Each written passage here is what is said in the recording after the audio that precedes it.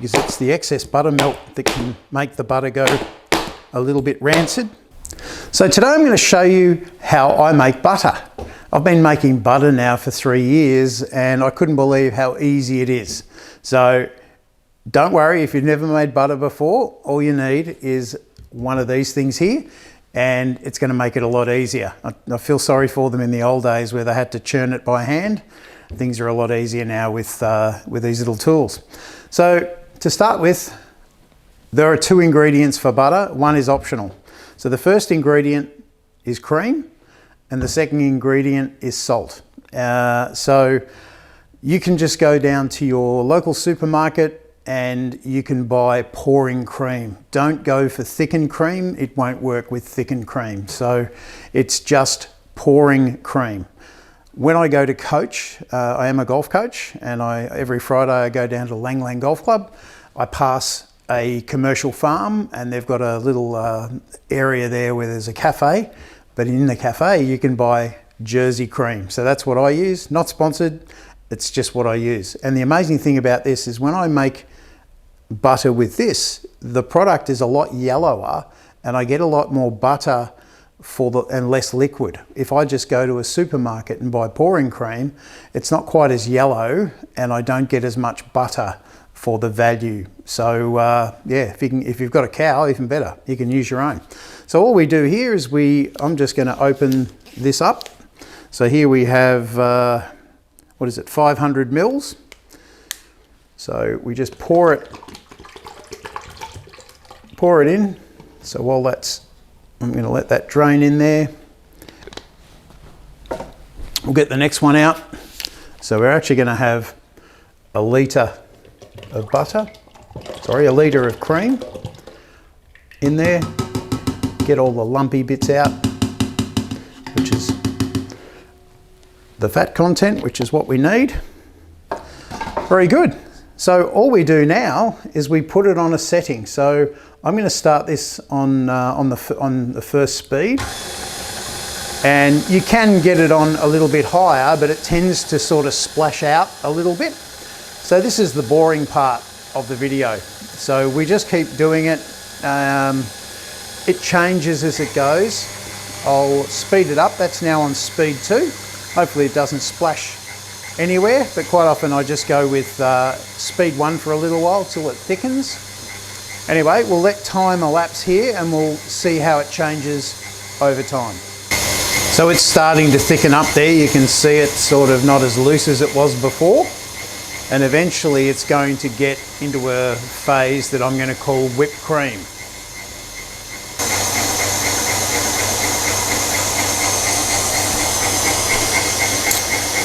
Okay, so you can see now it's getting a lot thicker. It's approaching the whipped cream. I've still got a bit more to go, but at this point I might just speed it up just a little bit more. So there's no danger of it all flying out now, but it'll speed the process up quite nicely. So I'm now on speed number 3. So we're about 10 minutes in now and you can see it's really thickening up since I've increased the speed. It's starting to look a lot like whipped cream, and if you want whipped cream you could stop it now and that's pretty much what you've got. But we'll just keep going. It's still a whitish colour, but there's a few things going to change over the next few minutes.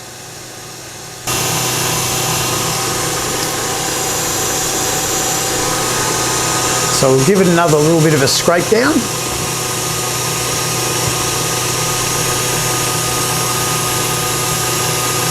And you can see the colour's changing to a more yellow colour.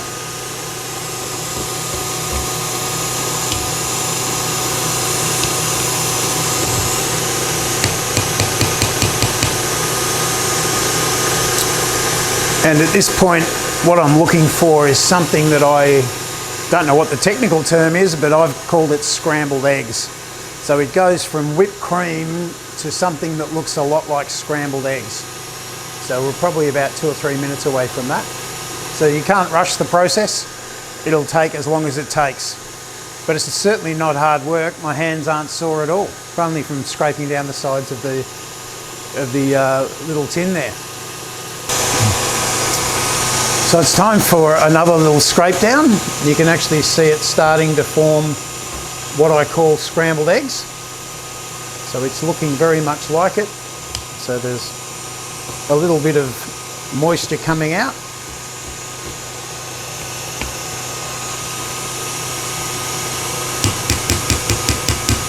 And the colour is changing. So in the early part, you can actually walk away and you can do it. It's going to take 10 to 15 minutes. But once it gets to this scrambled egg stage, you've just got to stand over it and watch it, because it won't take long now. In fact, I'm just seeing some little bits of water or moisture coming out. So I'm just turning it down a little bit.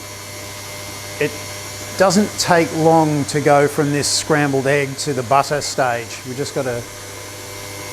I once mistimed it, and there was the buttermilk, which is the water content. The buttermilk was just everywhere, all over the bench. So it's coming along quite nicely. You can start to see a little bit of moisture, and you'll hear it before you see it. There's certainly some buttermilk coming out. I'm going to turn it down now to speed number 1.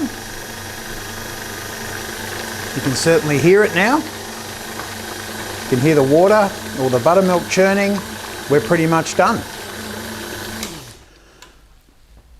So that takes as long as it takes. So we're at the point now where we have both butter solids and then the buttermilk in the base. So I'm going to take this off and give it a bit of a tap on the side of the bowl. Can't waste any of this precious butter.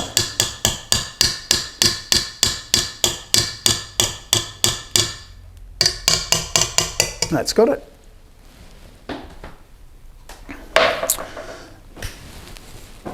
Undo it. Just move this over here and out of the way.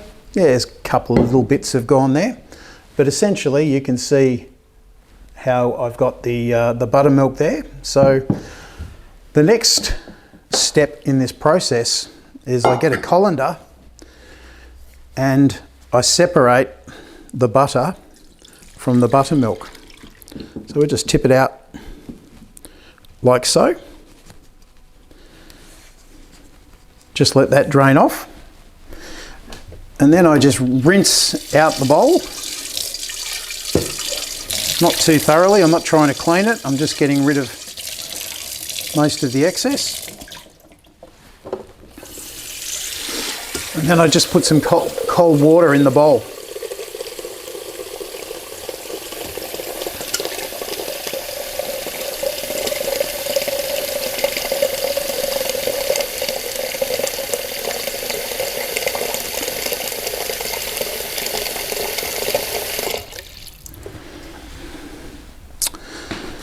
Okay, so here I've got my cold water,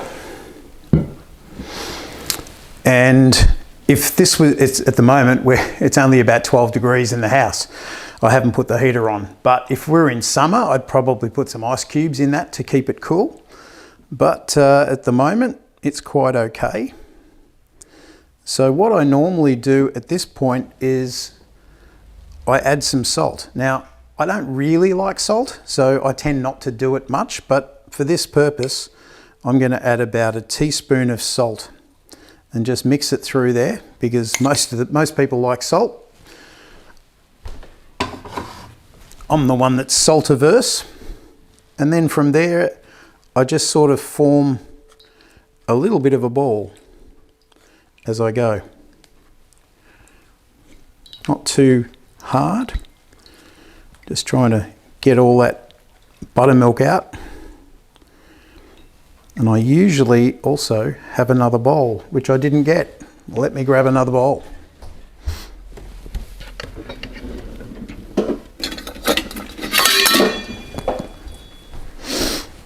There we go. We don't want our buttermilk to be too salty. So I've got my second bowl in there. And at this point now, I just use both hands, form it into a ball, squeeze out the excess buttermilk, can see it coming out there, and you can see how yellow this is now turned. So I've got a nice little ball of butter. Little bit of mist there, add that in, and then I just pop it in there. So I pop this over here in the sink.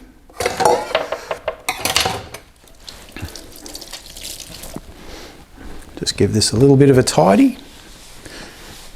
So you've got to be careful about temperature. We don't want it to get too hot, and we keep our handling to a minimum, but I usually just get rid of all that. It washes a lot of the buttermilk off the outside, which is important for later on.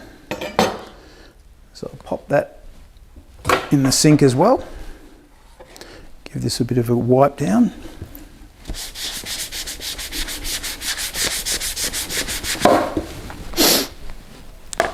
Okay, so we've got the butter in there. Just give it another squeeze.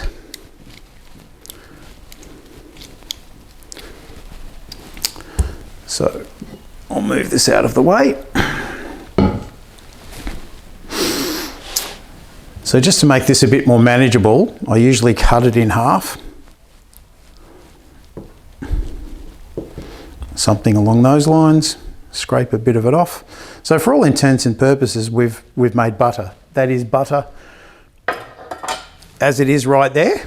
But now we've got to try and form it into a little bit more of a shape. So I used to do this with my hands, but I've since received as a Christmas present last year from a family member, and got these little wooden paddles. So you just sort of keep belting them, and as you're doing this, you're trying to, this also reduces the moisture content out. We're trying to get rid of all of that excess buttermilk, because it's the excess buttermilk that can make the butter go a little bit rancid, and we don't want it going rancid at all. So we've got to try and clean it off as much as possible.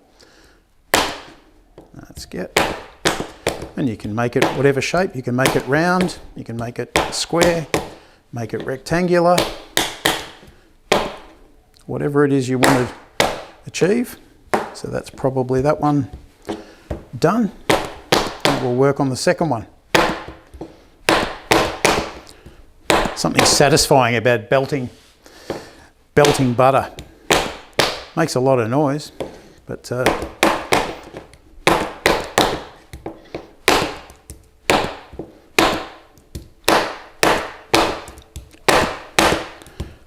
coming along quite nicely.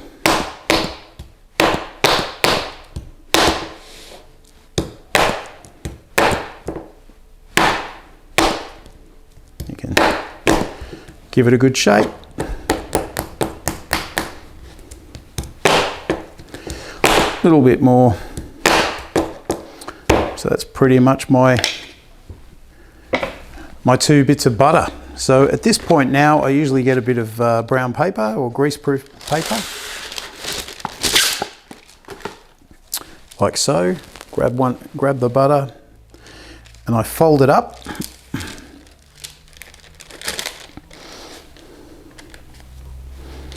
Might just move this here, fold it up, like so. Tuck it under. And then do the same with the next piece.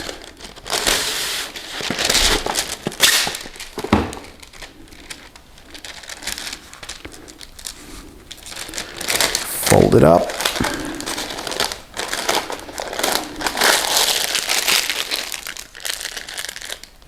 And there's my 2 bits of butter. Very simple. So what I now do is I put it in the fridge and let it sit for a couple of hours, and then pull it out of the fridge. And then we'll do that in a minute, and we'll see what it tastes like. Okay, so now is the time to taste butter. So I've grabbed it out of the fridge, put it in my butter container, and here's a nice sourdough fruit loaf that I made earlier.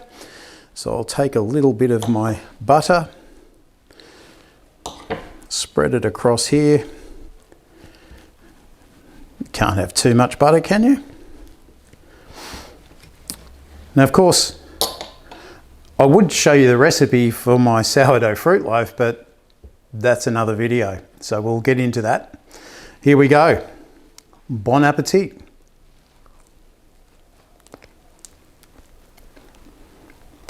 Nothing goes better than butter and fruit loaf.